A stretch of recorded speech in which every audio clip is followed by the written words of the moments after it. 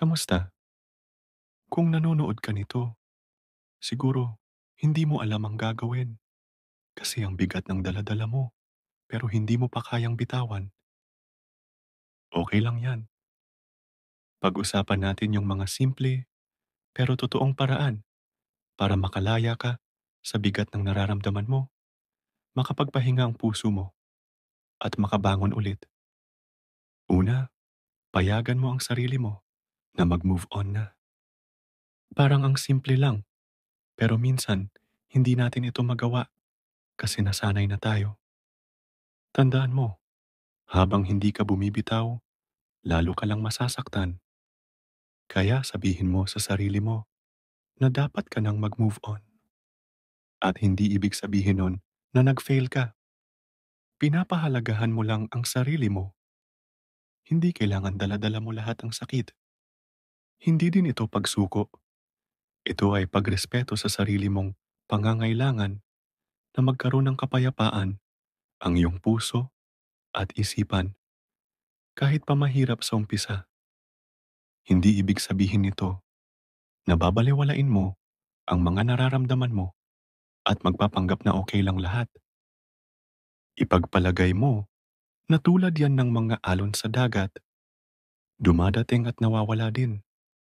Pangalawa, mag-focus ka sa mga bagay na kaya mong kontrolin. Pag hindi mo mapigilan ang nararamdaman mo at parang bibigay ka ulit, sabihin mo sa sarili mo, lilipas din ito. Napakaraming bagay sa buhay natin na hindi natin kayang kontrolin.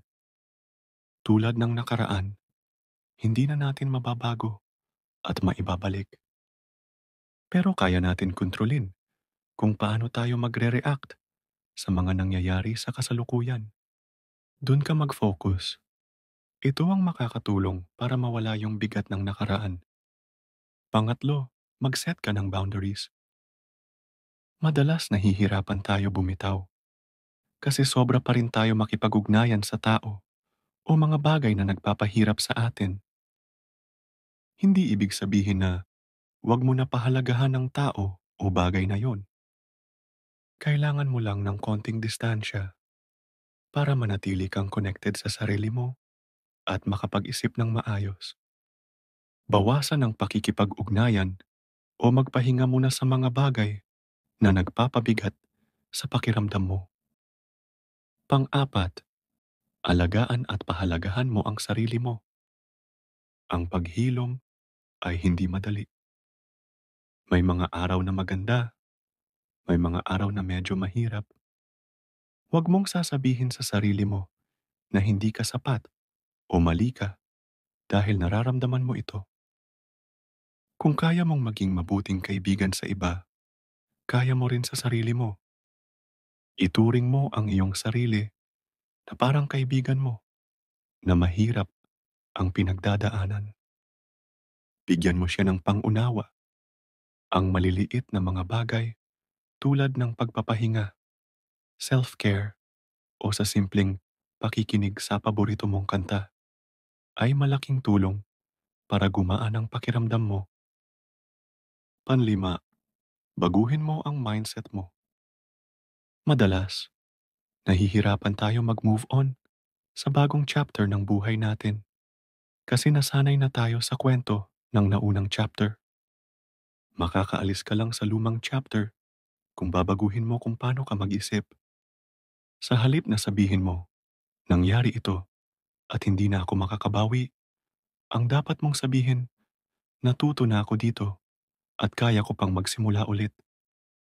Yung maliit na pagbabago sa kung paano ka mag-isip ay malaking tulong para ma-realize mo na kaya mong baguhin at paunlarin ang sarili mo. Pang-anim, maging masaya sa mga maliliit at simpleng bagay sa buhay. Ang healing ay nangyayari kapag nag-focus ka uli sa mga bagay na nagbibigay sa iyo ng saya. Yung mga maliliit na moment na nagpapasaya sa iyo, tulad ng pagkain ng paborito mo, paglanghap sa sariwang hangin, o pakikipagkwentuhan sa mga kaibigan mo. Ang maliliit na mga bagay na ito ang magpapaalala na mas marami pang magagandang bagay sa buhay ang naghihintay sa'yo. Pampito, magtiwala ka na dadating din ang araw na maghihilom ang mga sugat. Ang totoo, hindi nabubura ang sakit. Pero sa pagdaan ng panahon, unti-unting gagaan ang bigat ng nararamdaman mo. Sabay sa pagtanggap, sabihin mo sa sarili mo, kaya ko to dahil lagi namang aral ang lahat ng pinagdadaanan. Tandaan, ang healing ay isang proseso. Hindi ito pwede mangyari sa isang araw lang, kaya wag mong madaliin. Dadating at dadating din ang araw na magkakaroon ka ng kapanatagan ng loob sa isip at kapayapaan sa puso. Alam kong mahirap talaga, pero tandaan mo, hindi ka nag-iisa.